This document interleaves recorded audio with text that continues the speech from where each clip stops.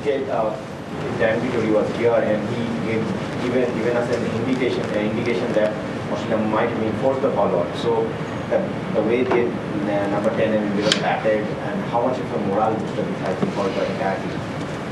Yeah, it's very good to see when the lower order chips in and scores runs. That's something that we discuss a lot in our meetings, and the bowlers work really hard on their batting as well. And so yeah, it's really good to see that they could go there and get that little partnership and avoid the follow-on. Makes a huge difference. Knowing that there's a bit of rain around and so much of the game has been lost to rain.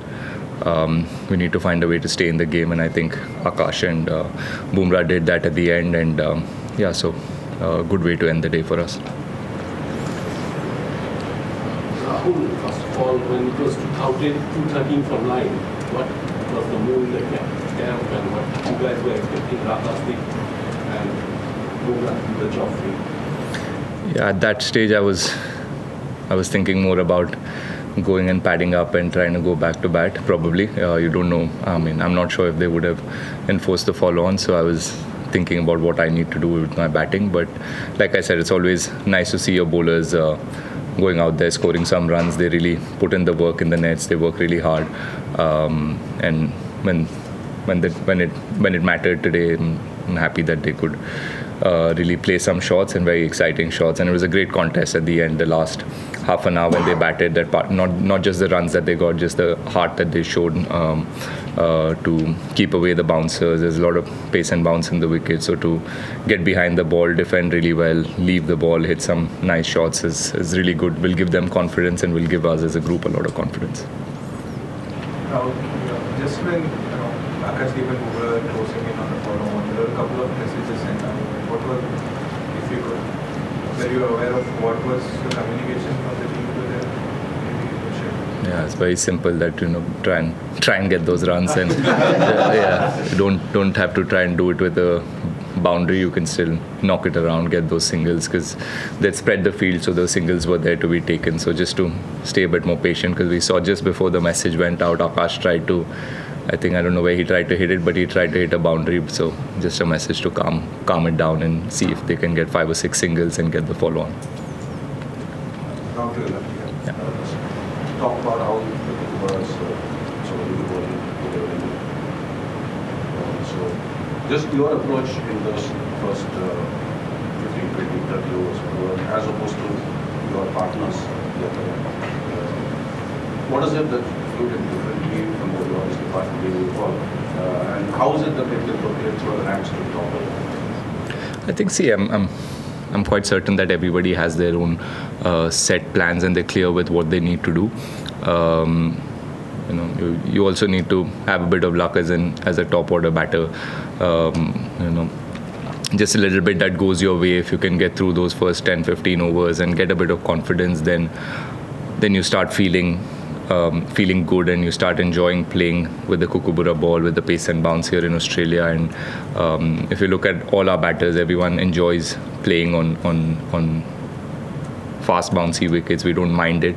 So it's just about getting through those first 20, 30 balls for everybody, and everyone's trying their best to do that. And it's a long series, so we played 3 games, 5 innings now, so I'm sure everyone will go back and come up with their own plans in the next time we bat or in the next couple of games.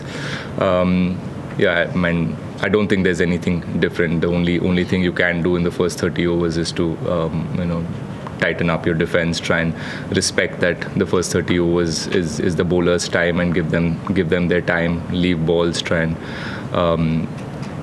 play as tight as possible, and then really try to cash in on the once the ball gets older. So that's my plan, and that's pretty simple, and I'm sure that's the plan for everybody. For some people it works on a given day, for some it doesn't. So we'll all come back again in the next innings and try harder. How important is leaving the ball when you was an opening batter? Because even Brisbane, a good length ball was kind of kicking up to how important is leaving the ball to your innings in the game? Yeah, very important. I mean, not just for me, for any openers on both sides. It's just, we've seen even in Adelaide when in the night when McSweeney and Labuschagne played really well in those 10-15 overs. They just kept leaving balls of a good length. That's a good thing about playing here in Australia. If you get used to the pace and bounce, you can trust the bounce and you can leave balls on bounce, and that's something that they showed us in the last game, and they did that really well. So for me, I mean, it's as important. Like I said, it's something that you have to do when you travel overseas and when you're playing quality fast bowlers. You have to respect the first 20-30 overs. You have to respect if the ball's moving. You have to give it to the fast bowlers and just soak in that pressure and wait for your time to score runs. You have to earn the right to score runs in overseas conditions, and that's something that we've spoken about a lot, and we'll try and do it again. Sorry, we'll be able to take away 2 more questions. Side. Rahul, Jasprit Bumrah yesterday spoke about the different challenges for bowlers which they face in the 3 venues. So as a batter, starting with the first test, then the ball color change, now this test. Were there any specific changes you had to make between the innings to your batting or to your approach? And how challenging does it get for an opening batter, when you have more than 10 rain breaks and you come and you take fresh guard again? So you just talk about the mindset and approach for those rain intervals and the changes, if any, you have made from venue to venue and when the ball color changed?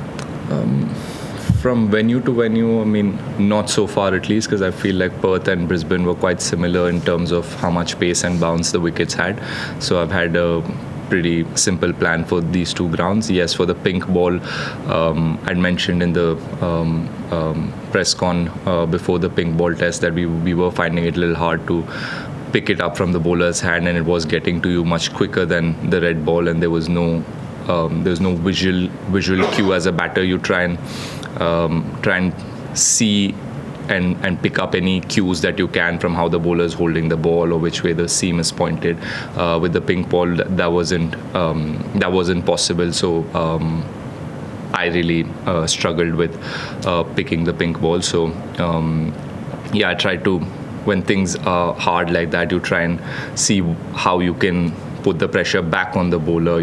Try to move in your crease or try and change guard, try and stay ahead or behind, whatever works in that moment. There's no set plan for that. In the moment, if you feel like you need to make some changes, you try and do it.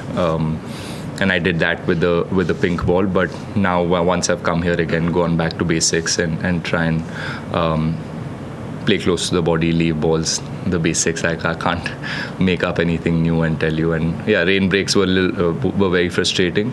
I think I got most tired running up and down from the dressing room more than being in the middle. But it was a challenge. I mean, it wasn't easy for us. I'm sure it wasn't easy for them as well to keep going on for a couple of overs. Go back, sit in the dressing room, change again, come back. So it was a frustrating day for both teams, but it is what it is. Sorry, this will be the final one. How important is Jadeja in these sort of situations when you're needing these runs? He's delivered so many times, and what did you make of his performance? Because it was so important to getting you to that point where you could get the final. He was brilliant today, and he has been brilliant batting down the order for us for many years. That's what we expect of Jadeja, and he's proven that he can do this, and he's done this for so many years. So really happy that firstly I could stitch a partnership with him when he came in. It was really needed at that stage, and then he went on to score 70-80 runs with the tail, which was, every run today was crucial for us just to get past that follow on firstly and see how much or how many runs we can put on board. So he made that possible, and he's a very experienced guy. He's played there for so many years, so he understands exactly what he needs to do and how he needs to perform and get runs for the team at that stage. Often it's only Jadeja's bowling that's spoken about, but I think he's been a great performer even with the bat. He has a really solid technique, and I enjoy batting with him. I enjoy watching him play and watching him train at practice. He seems to have his game plan really simple and really sorted. So really happy that he could come into the team and do the job for us.